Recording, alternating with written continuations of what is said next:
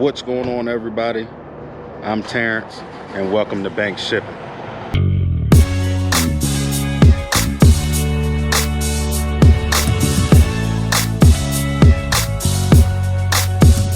Okay, so I know it's dark outside and the lighting might not be the best, but we got to our pickup from one of our customers that delivers tomorrow. Actually has 2 drops, one in Virginia, one in Maryland.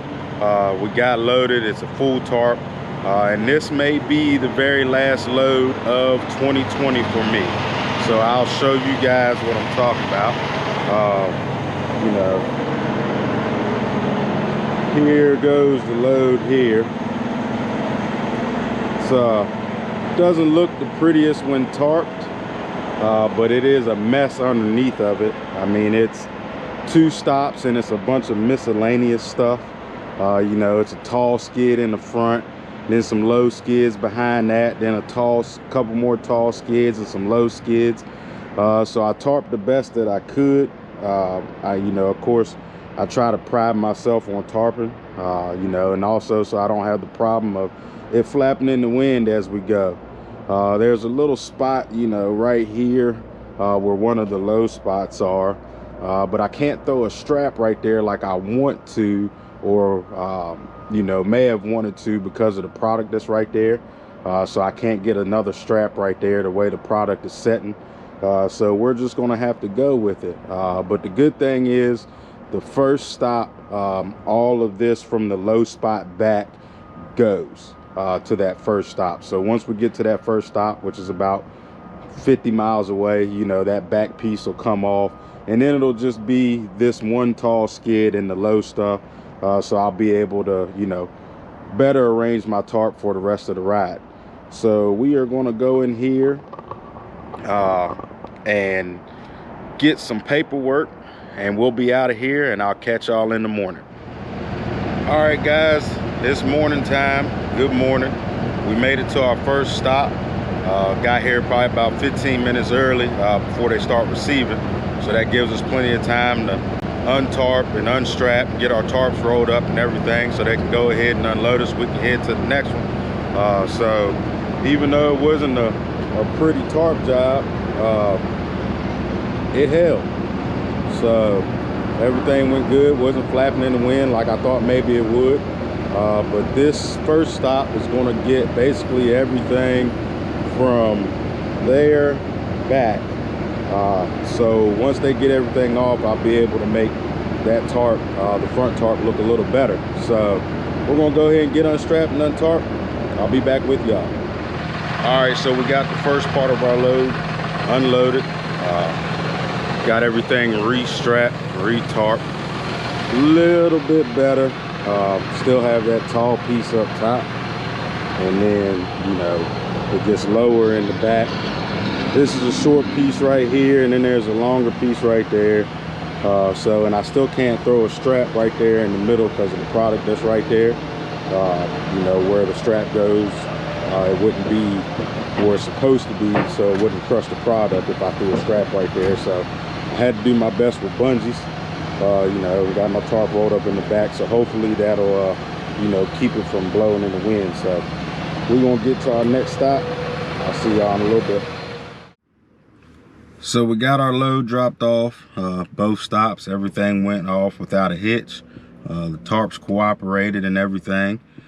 So that's good.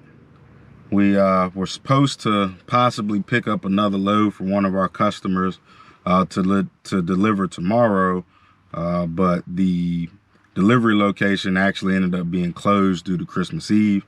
So that load is actually getting pushed out to the first of the year.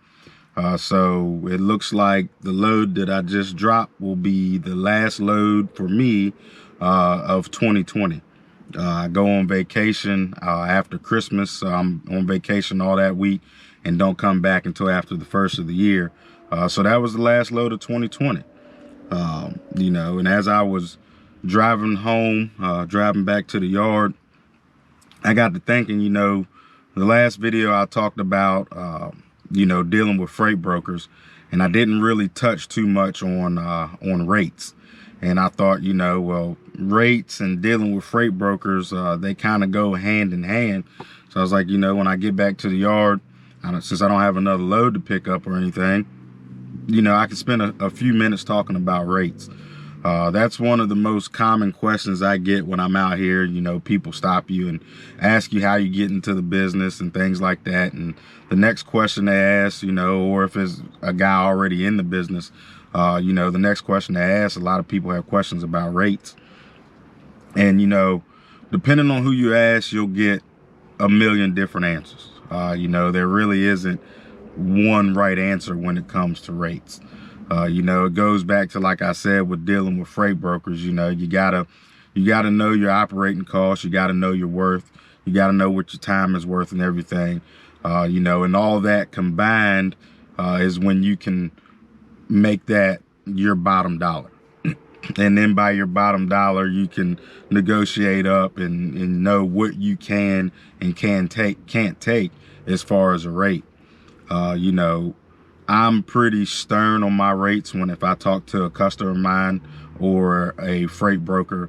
I normally don't budge too much because I know what I'm worth. You know, I know what my operating costs are and everything. And, you know, just because I want to move a load, I'm not going to lower my rate. You know, and that also goes back to what I said in the last video as far as, you know, keeping the industry in mind. You know, I don't want the rates to be going lower and lower because I'm taking, you know, lower rates on certain freight. You know, now, of course, it's going to take more than just me to take low rates to have a big impact on the market. But, you know, if everybody's doing it, then that's the impact that you see. You know, so I keep the industry in mind when making my rates and factoring in my costs. You know, and like I said, you know, we're in business to make money. You know, we're not in business to make pennies or just to keep our head above water. You know, we want to have a successful business, and we want to provide for our families and things like that. You know, so there's no reason to be taking loads for pennies. You know, another thing I see from a lot of people, you know, and a lot of people ask me about is backhauls. You know, well, if this load is going from, you know, you drop a load off here and you find a load here and going back, you know, and it's only paying $1.25 a mile, you know, why don't you just take that so you can stay loaded instead of, you know, dead heading back? And the answer that I give them is, me personally, there is no such thing as a backhaul to me.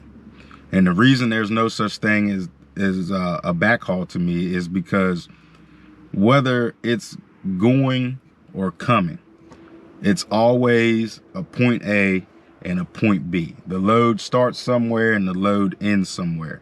So to me, a load is a load. I don't care if it's picking up where I'm dropping off and dropping off at my front doorstep. I'm going to charge the same amount of money. I'm not going to charge any less because I'm coming home.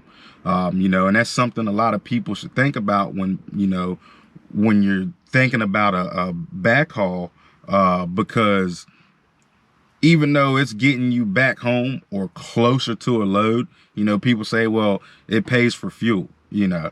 That might be fine and dandy. And like I say, a lot of times I'm not here to tell anybody how to run their business. It's just from my perspective. You know, to me, fuel doesn't get any cheaper going home. My time doesn't get any cheaper going home. My insurance cost doesn't get any cheaper going home. None of my operating expenses get cheaper just because the load is going home. So with that mindset that I have, why would I take a load for a cheaper rate just because it's going home? You know, nothing's cheaper going home. You know, yeah, it might be nice to say, oh, okay, well, I threw this load on here for $1 a mile that's going home. That's going to pay for my fuel. You know, yeah, it might pay for your fuel, but think about the wear and tear that you're putting on your vehicle while going home with that load. You know, you might not be putting that same wear and tear on your vehicle going home empty.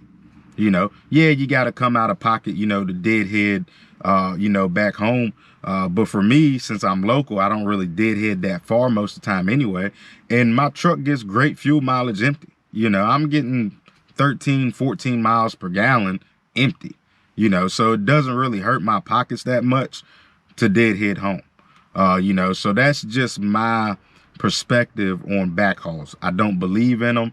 I never will believe in them. I never will lower my, you know, my rate per mile because I'm going home, just because things don't change going home. You know, anything can happen going home. You can get in an accident, blow a tire or whatever. So why take a cheaper rate just because it's taking you home or taking you back to a better paying load? But once again, I'll repeat myself, you know, I'm not telling anybody else that you can't run a backhaul for cheaper than what you normally do. If you want to, it's your business. That's your own prerogative. That is just my personal perspective on backhauls. I just don't believe in them. A load is a load, point A to point B. And that's just how I look at things. So that's my point on rates. You know, you got to know what your operating costs are, what your time is worth, and then you can factor in your rates, you know. And don't be afraid to say no to a load because the rate isn't where you want it. You know, those type of things is what helps the market trend higher.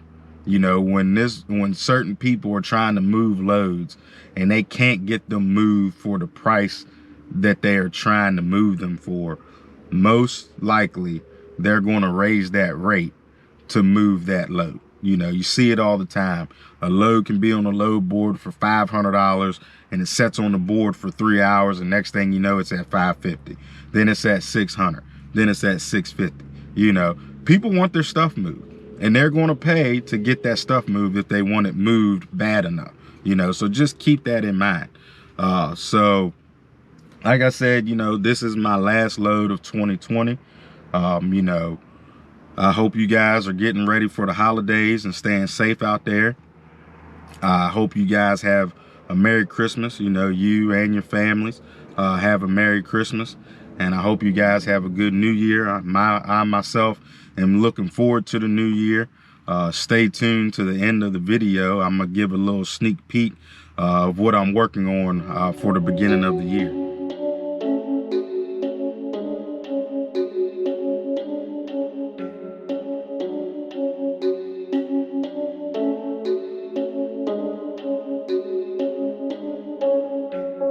So as always, you guys stay prayed up, grind hard, and stay humble.